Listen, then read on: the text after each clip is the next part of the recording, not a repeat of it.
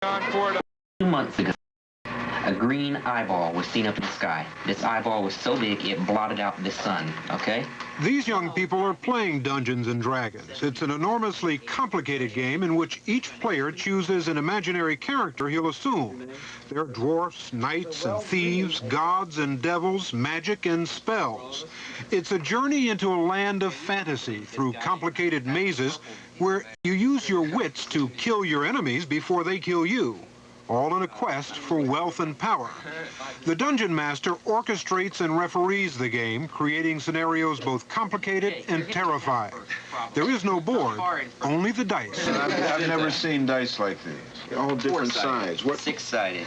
What's the point in that? They're for different things. The four-sided is used mainly for damage from a dagger and dart, and magic users hit points. Hit points is the damage that you can take before you die. There are those who are fearful that the game in the hands of vulnerable kids could do harm, and there is evidence that seems to support that view. Timothy Grice, 21, a shotgun suicide. The detective report noted D&D became a reality. Irving Bink Pulling, 16, an avid D&D player, a suicide. Daniel and Stephen Irwin, 16 and 12, a murder and a suicide. The police said they were obsessed with the game. James Allen Kirby, 14 years old, charged with killing his junior high school principal and wounding 3 other people. Police are blaming D&D. Jeffrey Jaklovich, 14. Stephen Loyacano, 16. Michael Dempsey, 17. And the list goes on. The company that makes the Dungeons and Dragons material is TSR Incorporated of Lake Geneva, Wisconsin. They estimate there are 3 to 4 million kids who play the game. Last year, they grossed nearly $30 million, with Dungeons and Dragons books and paraphernalia accounting for most of those sales. Gary Gygax owns the company and invented the game. Dieter Sturm is the head of public relations. There are a number of cases that have been documented where there is some connection between D&D. I'm not saying that D&D is the cause of the death, but paraphernalia from the game has been found at the scene of the death. Notes, suicide notes referring to the game have been found, and all of these people, in a dozen or so cases, have been documented as avid D&D players. And you see no connection whatsoever? We see no connection for the fact that right now there's some 3 to 4 million players of the game actively throughout the United States. Right at this particular time, 1985, teenage suicide is epidemic across the country, with some 5,000 kids a year now taking their lives. I think that to say that because that child played Dungeons & Dragons, who's to say that that child does not watch television, does not participate in high school sports, or what per se? I have yet to see one bit of valid clinical evidence to show that this has been anything more than coincidental with a disturbed child. If you found 12 kids in murder-suicide with one connecting factor in each of them, wouldn't you question it? And that's all people would do. I would certainly do it in a scientific manner, and this is as unscientific as you can get. It's nothing but a witch hunt. But the families who have suffered the loss of a loved one would disagree. Pat and Lee Pulling and their 12-year-old daughter, Melissa. The Pullings came home one night 3 years ago and found Bink, their son, dead on the front lawn of their home in Montpelier, Virginia. He had shot himself through the heart with his father's handgun. Until that night, they had never heard of the game Dungeons and Dragons. Then they began looking through his things. We went into the kitchen, and there on the table were what we thought were just regular composition books with schoolwork in it, and much of the Dungeons and Dragons material, along with this curse he had received in the game that day that he died. The curse that was placed on Bink's D&D character began, "Your soul is mine. I choose the time." In a letter that he left, Bink said he had been summoned to kill himself because he was evil. It was obvious through his writings that he felt he had assumed this character. But what I couldn't get into my mind was, is it possible? How could anybody do that? How could a 16-year-old that is smart, intelligent, Why would they believe that they were something in a game, and why would they kill themselves because somebody else said to do it? Your son was well-adjusted? Always. He had never had psychological problems. He was healthy, even physically healthy. Well, we found that there's been numerous parents who say that the child's had no problems and such. Very conclusively, we go back to details of reports of classmates, of teachers, of friends and such, who very much kind of show that the youngster didn't fit in to school.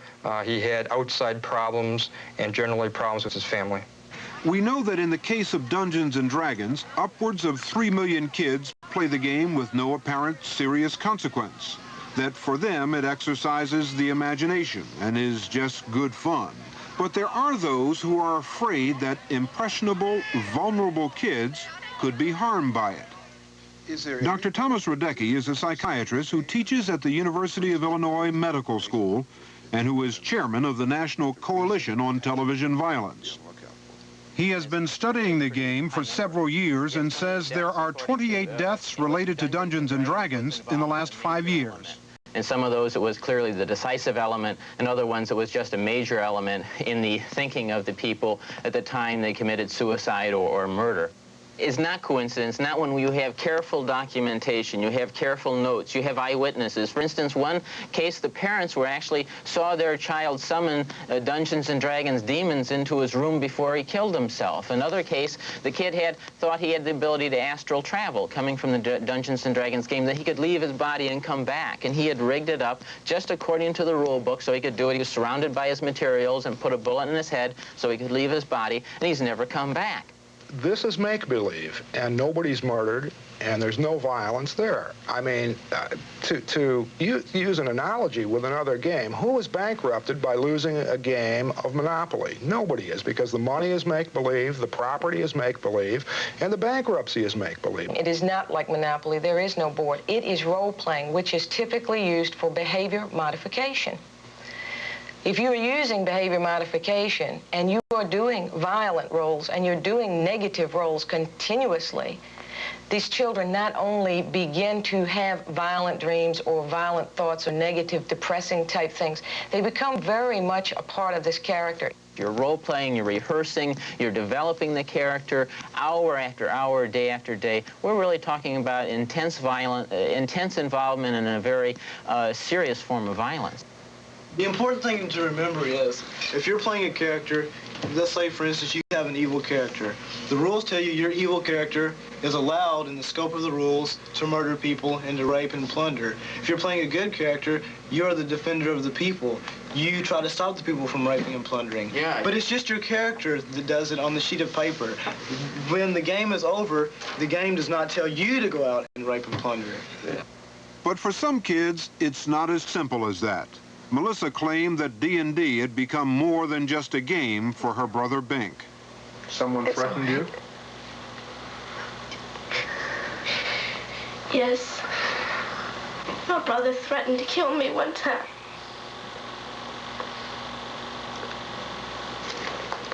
And we found out later that he had threatened to kill her if she told us that he was playing the game. She knew it, and she was actually scared for her life. After her son's death, Pat Pulling thoroughly investigated the game. She felt so strongly that it was responsible for her son's death that she formed a network of concerned people to warn others about the dangerous aspects of the game. Because of her involvement with D&D, Mrs. Pulling is often consulted by police departments around the country. Last November, in this deserted area outside the small town of Lafayette, Colorado, two brothers, Daniel and Stephen Irwin, 16 and 12 years old, were found dead. It was a murder-suicide. The story was widely covered by newspapers and television, as was the fact that the police said the deaths were caused by the boys' obsession with the game Dungeons and Dragons. Officer Greg Corey was assigned to the case when the boys were first reported missing. He learned that they used to come to this railroad trestle to play the game. Both boys were here when you came? Yes, both boys were intertwined, their legs intertwined down in this area. The older boy in this area here. The younger boy laying here with the .22 caliber gun next to his head. Where the gun was found was just to the right of his head area. As a police officer, as an investigator, did you see a connection between what happened here and the game Dungeons and Dragons? And the investigation showed that it was a focal point of the boys' lives. They were just enthralled in the game. And this comes from witnesses and the family and the brother, that they were totally obsessed with the game. In fact, would play it for 48 hours straight, sort of a marathon playing. 2 weeks after the police chief announced that Dungeons and Dragons had been the cause of the boys' deaths, he issued a final press release with a different version of his earlier statements.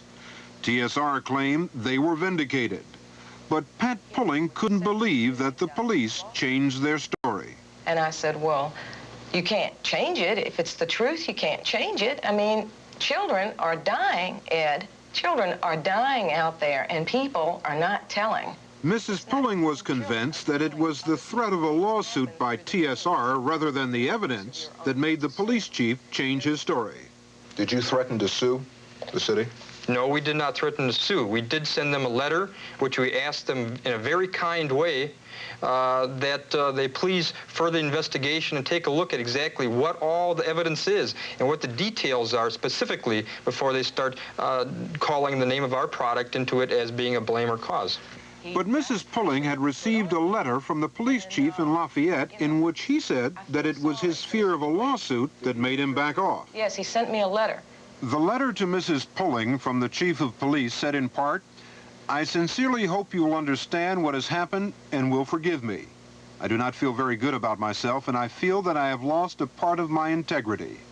May I say that the city administrator and city attorney were very supportive of me, but cautious.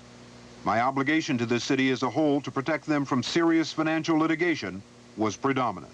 I wept. I mean, I said, boy, you know, maybe somebody was going to really take and pay attention to this now and start doing some serious research and start stopping children from dying over something that they didn't have to die.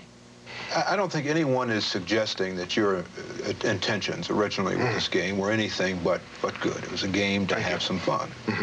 But in the light of what some people would consider to be strong evidence, don't you really think that you have to rethink your position about the game and at least make known the potential for abuse of the game?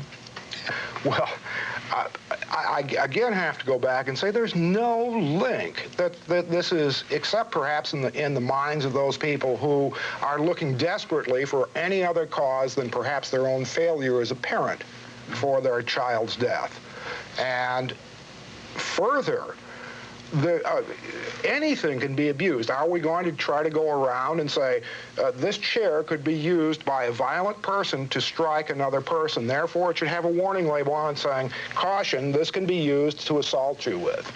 We would like an impartial inquiry by the Consumer Product Safety Commission to actually look into these deaths, to call the police, call the detectives forward, bring forth the evidence, bring the parents in, look at this. Let's have an inquiry, an open public inquiry, and let's find out the truth. This Friday, the town of Putnam, Connecticut will hold a town meeting to discuss whether Dungeons and Dragons should continue to be played in their schools. The suicide of a 13-year-old Putnam boy has once again fanned the controversy. Now,